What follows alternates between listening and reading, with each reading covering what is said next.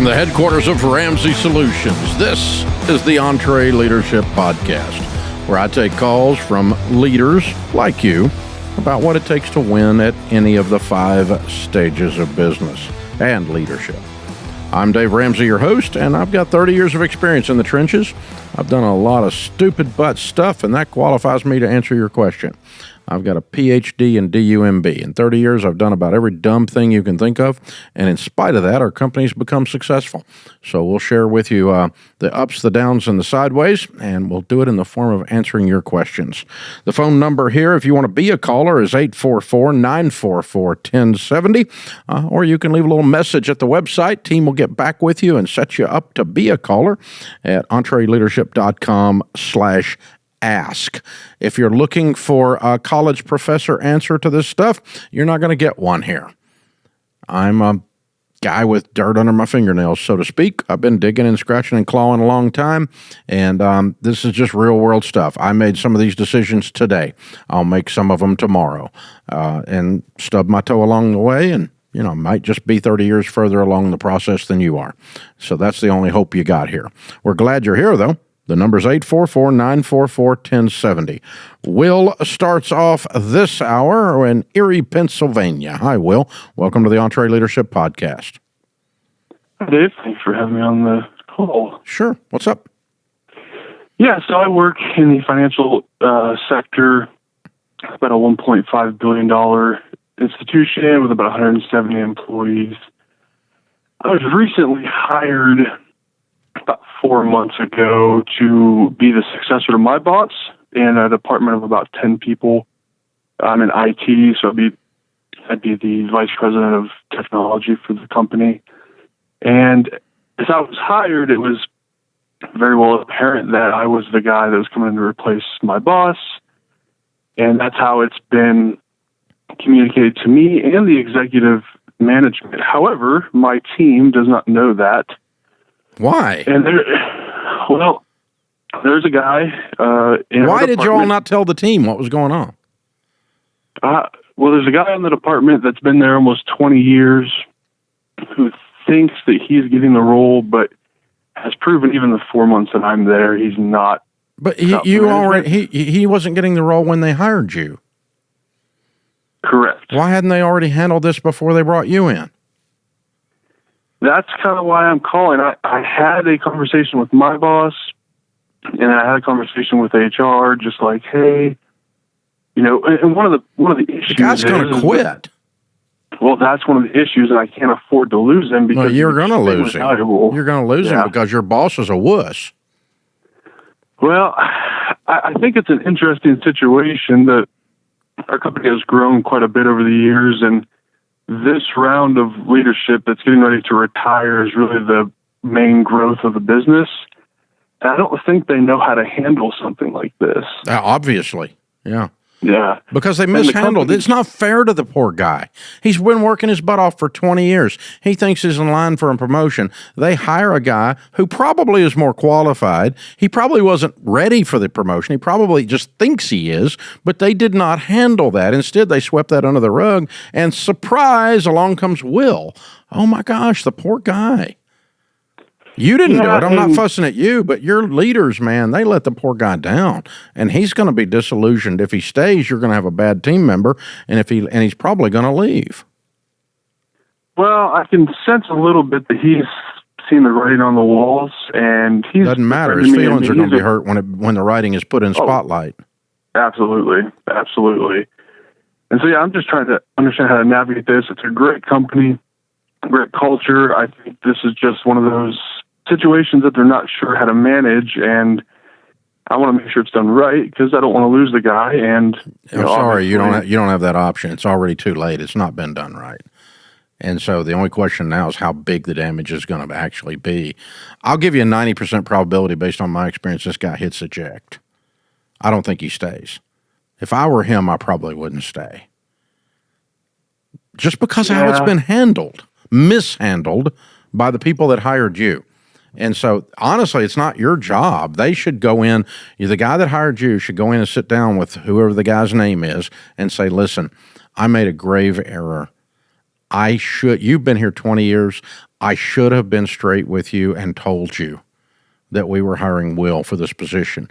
And Will was brought in to take this position. I know you had your eye on it, and I love you, and I didn't want to hurt your feelings. And in the process of doing that, I'm actually probably hurting your feelings more, and I'm so sorry I goofed up as a leader. And that's your leader's script. Now, if your leader won't do that, that's your only shot at maybe. But I'm still telling you, I think the guy's gone. But that's the proper thing to do. That's what should have been done before you were put in there. You can't do it. You can't do it. You don't have any street cred with the guy.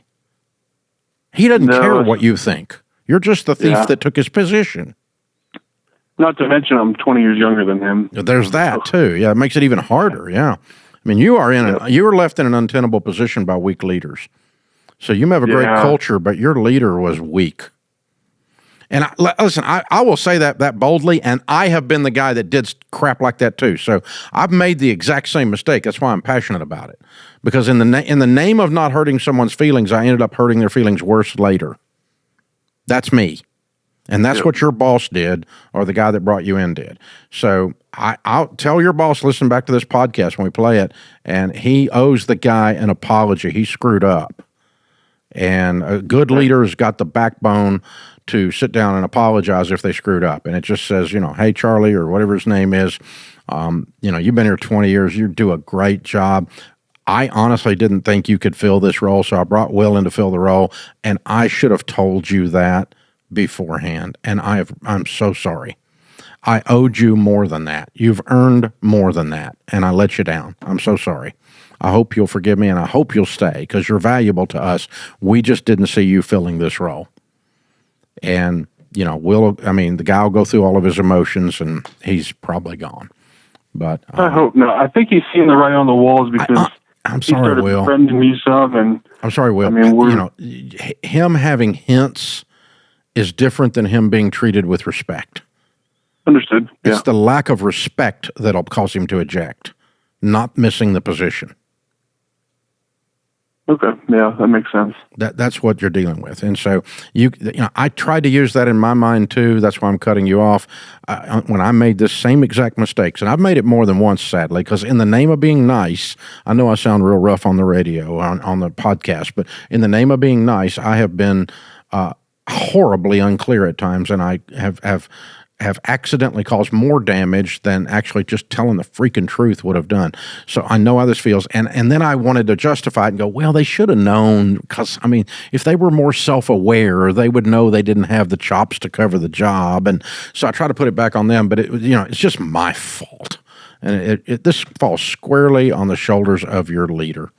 And if I were you, I'd sit down with him and say, listen, I think we need to retain this guy, and I think the only shot we've got at retaining him is you going in and say you messed up by not telling him and you apologizing to him. That's the only shot. And I really do think that's the right thing to do, even if the guy leaves. It's still the right thing to do, to give him the honor of 20 years of showing him some respect, even if he can't do the job. And I will tell you, you're going to run into this again because you're in a growth curve industry. We've ran into it where somebody's been here a long time, and I love them, and they just do not have the tools in their belt to do the next thing that we're going to go do, and I have to bring someone in addition to them. I don't fire them, but they don't get that promotion because they just can't. They can't handle it, and it is hurtful, but it's a lot more hurtful when you wait till later to tell them. Ouch. That's how this works. Yeah. When you delay these things, you make them worse every time. Kicking the can down the road just hurts your toe. It just leaves a bloody toe. That's all you get. Bloody toe, kicked can every time. I've done it, and I'm as guilty as y'all are, but we got to stop doing it. It's weak leadership, you guys. This is the EntreLeadership Podcast. Your business is humming, but now you're falling behind. Your team's buried in manual work. It takes forever to close the books. Arriving at one source of truth is like pulling teeth.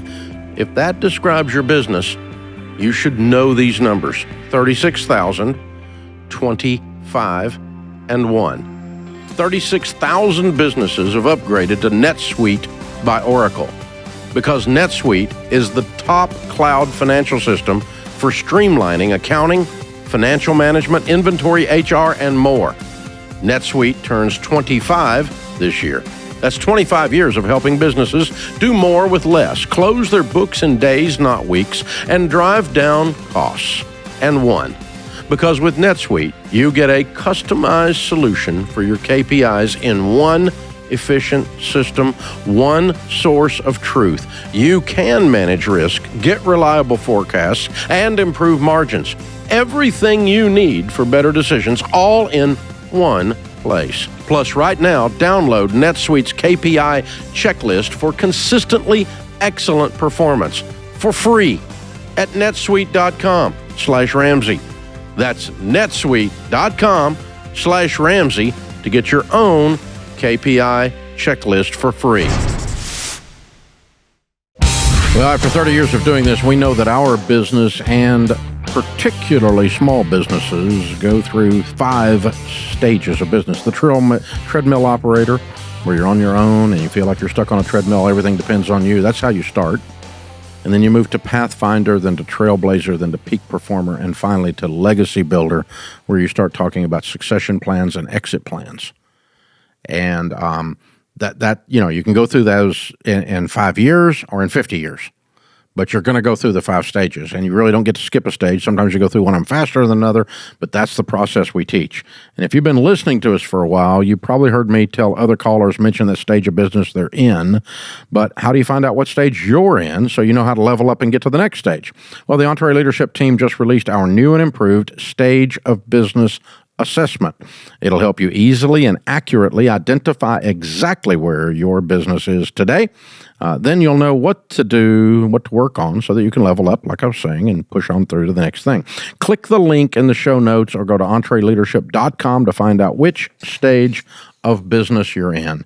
Cammie is with us. Cammie is in Idaho, Pocatello to be precise. Hi, Cammie. How are you? Hi, Dave. How are you? Better than I deserve. What's up? So I am a CEO inventor of a business-to-business company selling directly to salons across the U.S. We have been selling since February, and we've made about 30,000. Good for you. Way to go. Oh, really? Yeah. Okay, people have told me that's not good. Well, February, Okay. and you made $30,000 in your first year? Yeah. Okay. Well, there's a lot of people. A lot of people lost $30,000 in their first year. So, how you by yourself? You're doing this as a treadmill? There are 4 of us who are C-suite, which is kind of funny considering how small we are, and then 5 people who sell for us part-time. Okay. So the 5 people that are selling aren't selling a lot then. That's not 30,000. They're not making a living, are they? They're not. They're doing this as a side hustle. Okay. Why can you not sell enough to make it a full-time job? Because, and that's my question, I don't know how to find good salespeople. Training, I'm a chemist, and selling scares me really bad. When I go out and sell, I throw up or I cry. A little bit in my mouth. Yeah, I understand. Yeah. Yeah. Okay. And I'm trying to find good salespeople. Okay, listen, what do you make?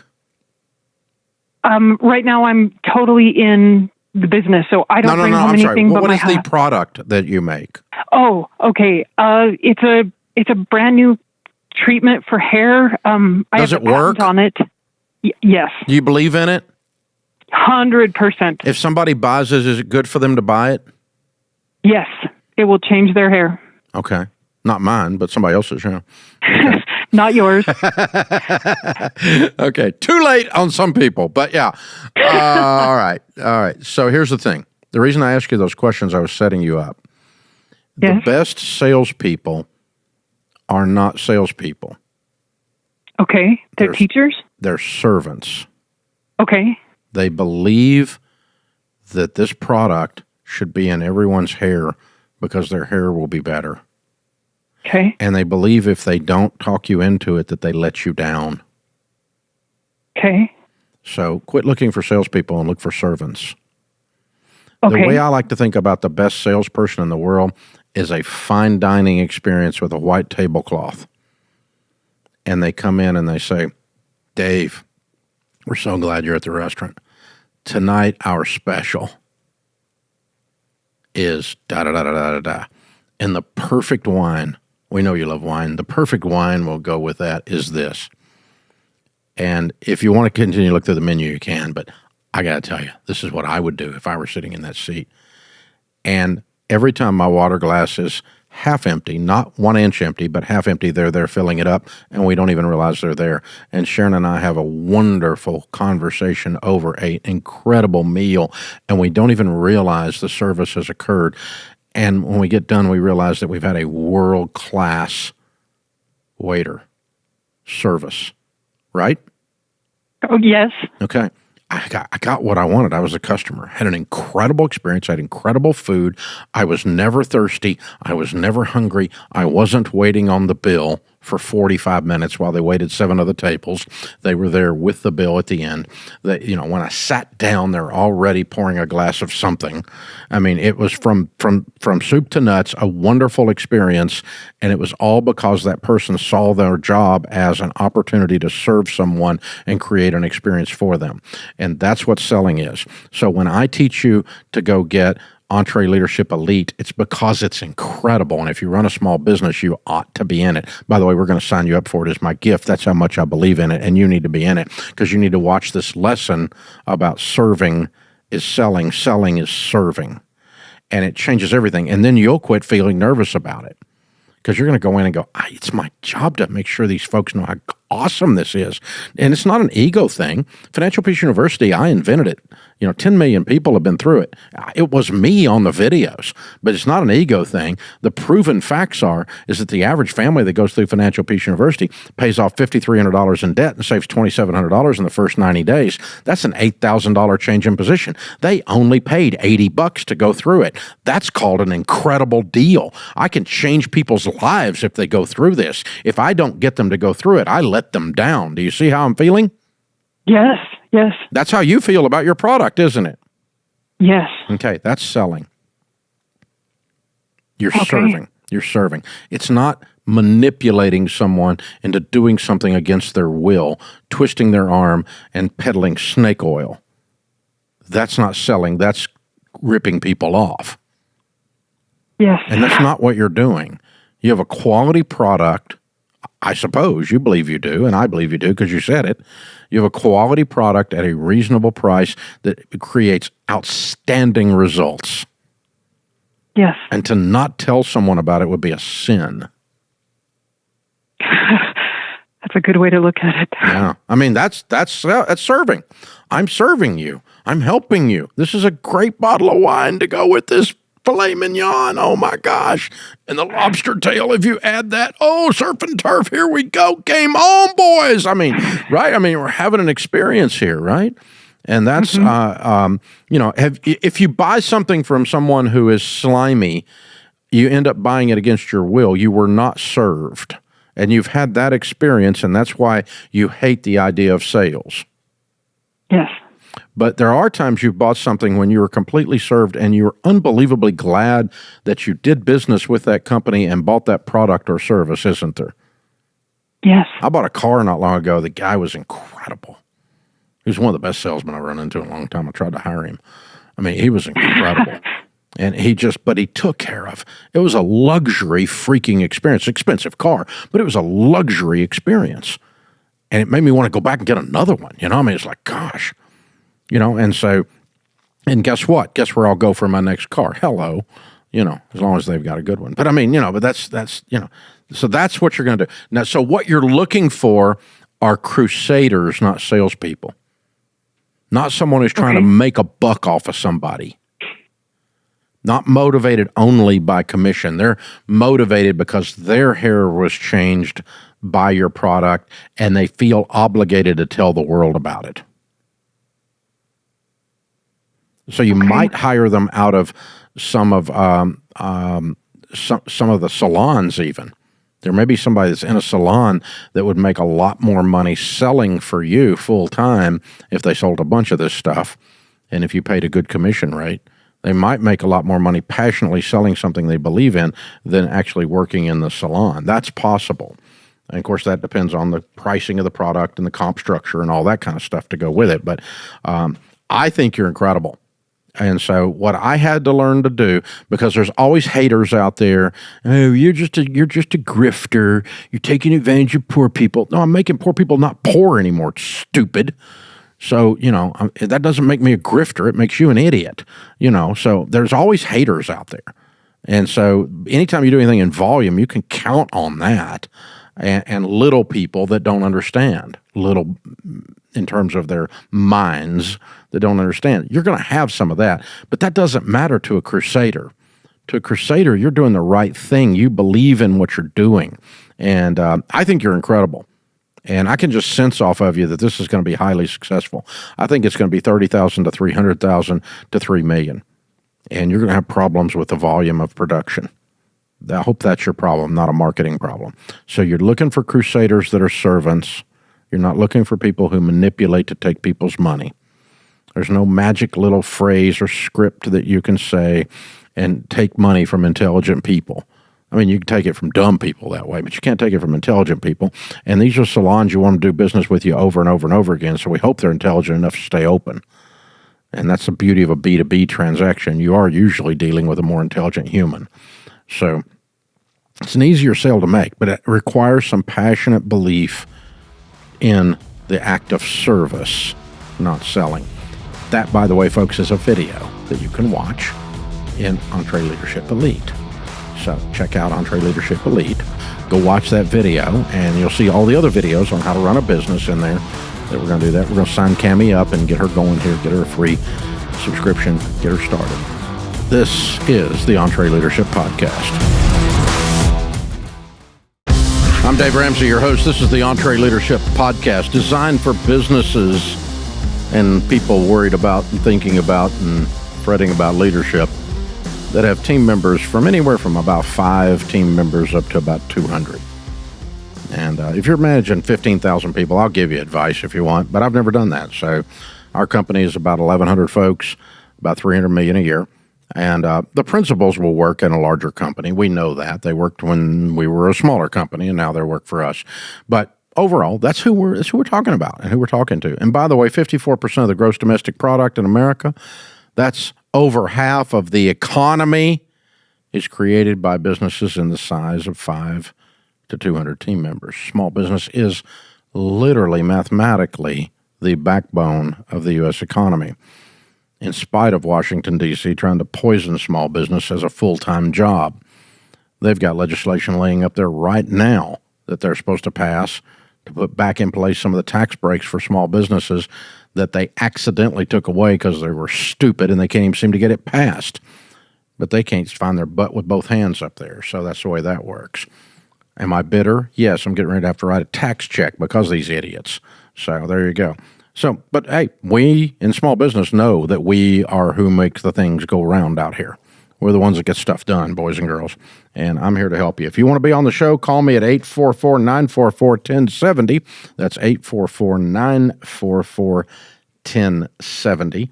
We're glad you're with us. By the way, if you like the show, please follow us or subscribe or whatever your particular venue, YouTube or podcast that you're doing this.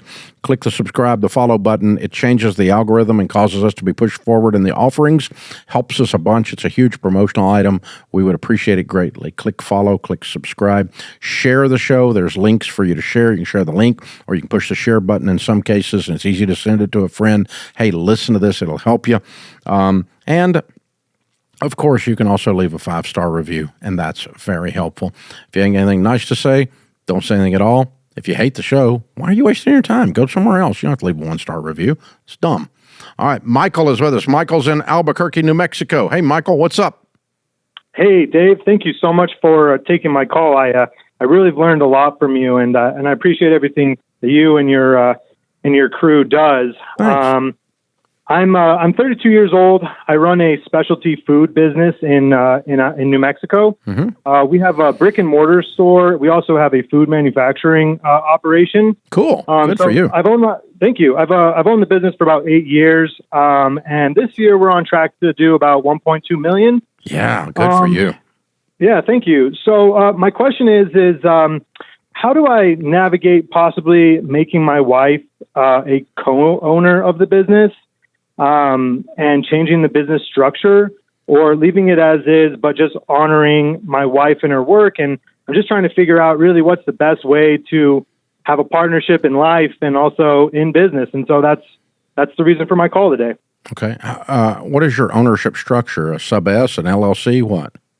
So when I purchased the business in 2015, I created an LLC, and it was before my wife and I were married. Okay. So it's an LLC with a single member. Mm-hmm. That's how it's currently set up. Okay. Did you have an attorney do that? Yes, we did. Do you work with an attorney regularly? I do, yes. Okay.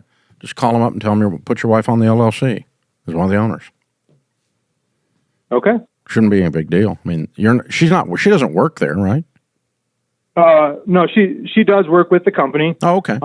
She does our marketing, and obviously any major business decisions. We're going to open up another store or acquire another company or something like that. Mm-hmm. She's really the right hand woman, I should say. Okay. She's very smart. And how many people work on your team? We have about 8 people. Okay. All right. And does she get paid for the marketing or just gets paid out of the profits? So we both just get paid out of the profits. Okay, that's fine. But we do take a annual withdrawal before the profit. Yeah, that's fine. That's fine. But there's not any, quote, salary that you get as CEO or salary that she gets as marketing, which is fine. That's perfectly fine. No problem with that at all. Okay. Yeah. No, we lump it together. Yeah. So we use I don't know the divorce court laws in New Mexico, but I suspect she probably owns half of this anyway. Right. In the event of a divorce, she would probably get rights to half of it, particularly since she works in it. I'm not an attorney in New Mexico, so, but it's real simple. Sharon is on all of our LLCs. In some cases, Sharon's the only one on them from a risk management perspective. I own so few things nowadays, it's ridiculous. In case somebody wanted to sue Dave Ramsey, he really doesn't own anything. It's pretty interesting, but yeah, technically speaking. So, so that's fine. How long have y'all been married? 5 years. Okay. Everything's going good then, marriage-wise. Yeah, it's going good. We have two small children. Okay. They're 4 and 2, so we have a lot going on for sure. Sharon's on all the accounts here as a signatory, and she's in at least 50% in every LLC. In some cases, she's 100% of it, depending on where it falls in our estate plan. I've got a bunch of LLCs, so and different things. Now, what I would do is call it, that's an easy one. Just call the attorney and give her half the LLC. It's not a problem. All it does is just do what's probably already there anyway. She probably has marital rights to the assets anyway, but it's okay. And it's a way to honor and to say that. So then the one thing I will advise you that is not what you called about, but to be careful of your roles at work. You described her as 2 things as of today. She's now one of the owners and gets paid out of the profits. You're one of the owners and gets paid out of the profits. And she also does marketing, and you're the CEO. When the business gets ready to expand, you guys put on an owner hat, and the 2 owners sit down and decide as owners, both having a vote in your mutual in your relationship. You both have a discussion about, okay, we're both going to talk about this. We both value the other one's opinion. Do we open another store? Okay, a big decision. That's an ownership decision. That's not a CEO and marketing decision. You follow the difference? Yeah, that makes a lot of sense. And then when you walk back into your offices after having that discussion, and she starts doing some social media buys, some paid media buys, or she starts placing some other kind of marketing campaign in place, she takes off her owner hat then and puts on her marketing vice president hat, who reports to the CEO. So marketing decisions flow up through the CEO's office, not the ownership office. You follow me? Yeah. And if you guys will keep those roles, we use that hat thing around here all the time. So like when we're at Thanksgiving dinner, I'm Papa Dave. I got on the Papa Dave hat. okay, because I got 7 grandbabies running around, all right? But it's the same people at that dinner that would include Rachel Cruz, one of the Ramsey personalities. When we're sitting here at this desk doing the Ramsey show and Rachel Cruz is a co-host, I've got on my CEO hat and my Ramsey personality hat, and Rachel has on a Ramsey personality hat. I'm not Papa Dave then. We joke and cut up about it, but I'm functioning in the role that I'm doing at work. She's functioning in the role she does at work. And then when we're at Thanksgiving dinner, she's my daughter and the mother of 3 of my grandkids. And I change hats. Yeah. And so you've got to be able to do that when you're working, particularly with your spouse. I had a guy, we did a high-end VIP thing at one of the Entre events, and we had 20 people up at our house, and this guy and his wife were having this same kind of discussion. It's kind of an interesting discussion. She was his CFO until they figured out they yelled at each other all the time, and she quit. And he said, "No, I fired you." And she said, "No, I quit." And I said, "Well, here's the problem. You would never talk to another CEO the way you talk to her. Mm-hmm. You disrespected her. And you, with your screeching wife argument, would never talk to a CEO like that in any other situation unless you expected your butt to get fired instantaneously." And she said, "Yeah." And I said, "So y'all were both misbehaving because you're having a husband and wife argument instead of a CEO and a CFO discussing a business situation. And, if you're the CFO, you work for the CEO. That's how that works. You're not in charge. And you don't get to get your claws out and make it otherwise. Now, if we want to go home or go to an offsite and sit down and say, we both own this thing, and as 2 owners, I disagree with you, then we could talk about that. But you don't disrespect each other in the office and have a husband and wife fight when you should be having a CFO and CEO discussion. And that you're not doing that, but that's an extreme example of what I'm talking about with you. You've got to be very careful to have these roles defined and when you're functioning in the different roles. So when you guys are making your expansion decisions, you're doing that as husband and wife owners. But when you're doing a marketing campaign, she's the marketing director submitting that to the CEO. He's approving it, and we're going off with it. She doesn't run out there and do it by herself. She couldn't do that in any other organization. There'd be accountability for that. And so that's how we walk this through. So just be careful with that. That's something you didn't ask for, but it comes with the price of the call. And the advice here is free, and some people say it's worth exactly what you pay for it. This is the EntreLeadership Podcast. Thanks for joining us. I'm Dave Ramsey, your host. This is the EntreLeadership Podcast. If you want to be a caller, call me at 844-944-1070. Leave a voicemail. We'll call and make you part of this deal. We treat it like it's a radio show or something because that's how I grew up doing this. And we'll turn you into a talk radio caller. First-time caller, Dave, long-time listener, and all that kind of crap. No, not really. But anyway, EntreLeadership.com/ask. You can also leave your question there. We'll get back to you and put you on. We would love to have you. Thank you for following us, subscribing us. The numbers and the ratings have gone up dramatically on this show in the past few months because of you. And I really do appreciate you. I have a lot of fun, carry on like a crazy man, but I'm really glad you're there because we love helping small business people. You are heroes as far as I'm concerned. Adam is next in Cookeville, Tennessee. Adam, how can we help? Hey, Dave. How are you? Better than I deserve, man. What's up? Oh, not too much. I am a owner-operator of a small lawn care company. In 2022, we did a little over $100,000 in revenue, basically just me and my wife and 1 employee. This year, we're on track to do a little over $250,000. And basically, to give you a quick background, 11 years ago, I was in a really bad addiction, heroin addiction. And so when you say you're better than you deserve, I truly understand what that means and basically gave my life to God. And since then, work in a ministry full-time and then started the lawn care as part-time because of my work in ministry. I don't get paid for, and it helps others that are in addiction. So very thankful today. $250,000 part-time gig. You're amazing. You're working your tail off part-time. Yes, sir. Yeah. And anybody can beat heroin's a rock star, man. That's hero stuff. And 11 years dry, you're amazing. Congratulations. I'm proud of you. Thank you very much. That means a lot coming from you. I really respect you. Well, I'll go ahead and get into my question. Basic question, and then I can give you a little story behind it if you'd like. But basically, I've encountered this as my business grows a couple of times, just twice. Most of my customers are great, but there have been a couple times where people just haven't paid their bill. Why? Basically send them the invoice, send them another invoice, and they basically just don't respond. The first case was, a minimal amount of money, and when I went to go knock on their door, they had moved out of the house and, never to be seen again. This most recent time, the story is we landed a large commercial client, and it was managed by a property management company.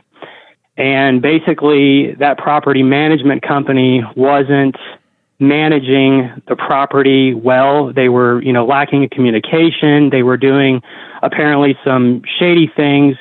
But long story short, the commercial company reached out to me directly because I was subcontracting for the management company. And they said, hey, we're firing this company, and we want to bring you on full time. And basically, that company found out that I continued to work for this commercial site and basically, just told me over the phone, like, yeah, we're not paying you. And it was a substantial amount.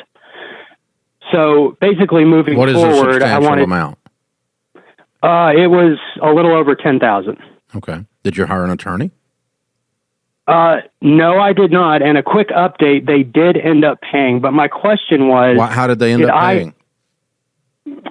Well, they owed another contractor about $20,000. Mm-hmm. And he had a pretty big company, and he had a legal team, ended up sending them letters and filing... I guess he was going to file a lien on this property, this commercial property. Mm-hmm. And I guess once that company found out, then they were like, okay, well, we don't want to mess around with that. So they ended up paying all the contractors, basically. Okay. So it turned out okay. Right. But my question was, how do I handle this? Did I do anything wrong on my end? And if someone does not pay, what is the proper procedure to basically get paid? Yeah. Okay. Well, number one thing, when we have a collections problem here, we immediately assume that we should not have sold that client or we sold them wrong. Okay? So selling them wrong means I don't set the expectations at the front end of the relationship. And so it sounds like this. When you take on a new client, regardless of who it is, if I'm in your shoes, it sounds like this. Hey, I run a little lawn care business. We're not a big business. We're not a bank. We don't have the money for you to not pay us promptly. If you're not going to pay us promptly, I'm not going to be able to do your work because I don't have the money to be your bank. And so I'm not trying to be nasty, Joe and Susie, but if we're going to cut your grass, we got to get paid exactly on time, if not a little bit early. And I can't do it. I'd like to do it, but I'm not a big corporation that can, float you for 60, 90 days. And so expect that if you don't pay on time, that I'm probably going to be over here like 2 or 3 days later and talking to you about it. Right. Because not because I'm a big meanie or I'm scary, but because I'm a little guy and I can't absorb the blow of you not paying. And if you set the table like that and then they don't pay and you show up at their door, they're going to be unbelievably embarrassed and they'll never do it again. Right. So that's setting the relationship up on the front end. Okay. Where we don't have any surprises later on. In other words, I'm not the guy that you don't pay. You can not pay somebody else if you want, but I'm the guy who we're going to have a discussion very quickly and very promptly. You're letting them know in a kind way that that's going to do. Then on the occasion that you have someone, and you've been fairly lucky, actually. You've only had 2 clients in all this time. But it caused you a lot of emotional distress because you personally felt betrayed. Yes. But in neither case was this personal. Okay? Right. Property management guy's a crook. Right. And the other guy's broke and dodging all his creditors and left town. Right. It had nothing to do with Adam in Cookeville. Sure. You were just one of many people that the property management tried to screw over. The other guy was bigger and thumped him and got you paid in the process, right? Yep. And then exactly. the other guy, I'll guarantee you, the guy that left town not paying you, there's a whole bunch of other people that can get paid. That's somebody's broke. Yeah. Kind of like when you were on heroin. Yeah. You know? Yeah. That's who that was. And so Right.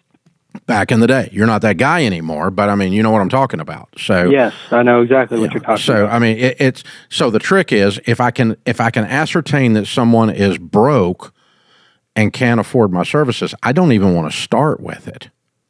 Right. Okay, so if you'd have had a clue that the guy that moved off was in financial trouble, you probably just wouldn't have done it. Right. So if you can fish around and get a couple of clues, in one of the clues will be if they react with anger to the type of conversation I mentioned earlier. Because broke people sometimes get very defensive. When I was broke, I would get defensive. Like, what do you mean you think I'm not going to pay? Hey, you know, and as soon as people start doing that, that's like when you were dating in high school and some girl said she wasn't crazy. It always means she's crazy, right? Right. You know what I'm talking about? Yep. 100% of the time. So same thing here. It's like, what do you mean I'm not broke? It means they're broke every time. Okay. That just, so, you know, I'm just going to say, you know what? You're probably going to get somebody else to cut your grass. And, Sure. as far as the other thing goes, I don't think you could have seen that one coming. So the last piece of this is, I think if there's a collections problem at Ramsey, we set the relationship up wrong, possibly, number one. Number two, we didn't ascertain if the client was actually qualified, meaning could they pay the bill? Were they broke people? Okay. And then number three, is there a pattern in this industry that's different? Now, you don't have that, but I've got, for instance, in the radio business, I've got ad agencies sometimes that are representing the companies that buy ads on the Ramsey Show, right? Mm-hmm. And it's a lot of money. And sometimes these ad agencies want us to bill them, and then they bill the client, and then the client pays them, and then they pay us. And they want 120 days for all that crap to happen. And so I've had to have the conversation for 30 years that I've been on the radio. We don't do that. When we bill you, you got to pay like right now. And if you can't pay right now, then you can't use an ad agency. And ad agencies get pissed and don't want to work with us. So you might have property managers that get pissed and don't want to work with you, but you don't want to work with them either if they're going to not pay you for 6 months or 120 days because you're a small business guy, and that'll put you out of business with cash flow problem. Right. Right. You know, and they'll string you along and be jerkwads like that guy was. So, you know, so if you're dealing with a client base that has a normal way of doing things that doesn't fit your cash needs, you've got to change that relationship or not do business with them. Right. Because all business is not good business. You could get a big old contract from somebody and them not pay you for 6 or 7 or 8 months and put you out of business. Yeah, I'm learning that. Yeah. So that's bad business. You don't want that piece of business. Somebody else will have to do that because I'm not in the banking business. I'm in the lawn care business. I'm not in the banking business. I'm in the radio business. I sell ads. Yeah. And so I'm not your banker.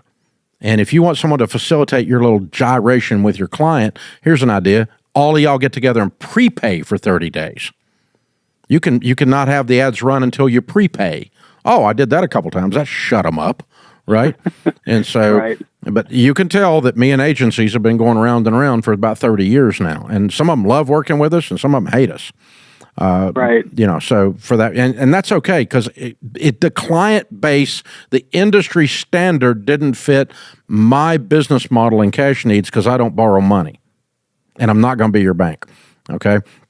So lastly, one other thing, and this is more for other people out there, you could do this, but sometimes the way to have a collections problem is not have any collections. And that would be, I changed a couple of people inside the building here, a couple of clients and some of the business units here, from us billing them to automatic draft on their checking account. So on the first of the month, we push a button and all the money lands in my account. Bing! No collections problem. No billing. No waiting on them to think about writing a check. Da-da-da. And so sometimes I'm running into this with small vendors like you, where they just come to the door with their phone and like a stripe on top, and you just pay them with a card right there that day. Cash on the freaking barrelhead. Now, that would be unusual, I think, in the lawn care business in Tennessee, but there's people doing that out there. And so, if you're out there and you got a different kind of a business, maybe you don't need to collect at all. Maybe you just need to push a button that it automatically hits your account. And if it bounces a check on their end, they probably weren't your client to start with. Let's just take them off the list because they're not paying their bill, or prepay or something like that. In your case, you could say, hey, I'll sell you a package for the summer of however many cuts, 24 cuts, whatever it is, right? Mm-hmm. And this is the price. And if you prepay the whole thing, I'll give you a discount. Yeah. Yeah, I've moved a lot of our clients now are on a card on file system. So every month I just charge their card on file. That's it. That's exactly. That's and perfect. I'm trying to get people to move to that. And here's the thing: if the broke person that you smell is defensive, doesn't want to do card on file because they're broke, they're not your customer. Let them go. Right. Give them your competitor's business card. Yep. Let them go do business with him and put him out of business. Sure. Oh my God. Right. And so, or for instance, a big account. You go, hey, man, I do it with all my residential customers, and you guys are property management. I've had trouble with property management people. I know y'all are fine, but the way I do everything is just card on file, so you guys need to give me a card. And they're like, what? We don't do that. I'm like, yeah, I know, but that's how I do it. And so you guys give me a card. And they're like, huh? I'm like, yeah, give me a card, and then we'll get the whole account set up. What's your card number anyway? And you just, and before they know it, they've signed up with a card on file on a freaking property management operation. And they've got a card, they do. Oh yeah, of course. Yeah, you'd be $10,000 less. You'd be $10,000 less nervous if you had their card on file. Yeah, absolutely. So that's an example of changing the process. Very cool, Adam. I like it. You're a neat dude, man. Doing ministry, staying dry for 11 years, and scratching and clawing, trying to figure out the basics of business, and $250,000 in yards cut in Cookeville, Tennessee. That definitely qualifies you as a stud. Man, that's amazing. Well done, dude. Well done. I'm honored to talk to you. People like you that make America great, not some corporate weenie that does layoffs to get their profits up. You're the man. Appreciate you. Hey, better a wary warrior than a quivering critic. Leaders serve. Leaders are active, not passive. Leaders act on principle, not appearances. This world needs more high-quality leaders, so choose to lead. I'm Dave Ramsey, your host. Thanks for listening to the EntreLeadership Podcast.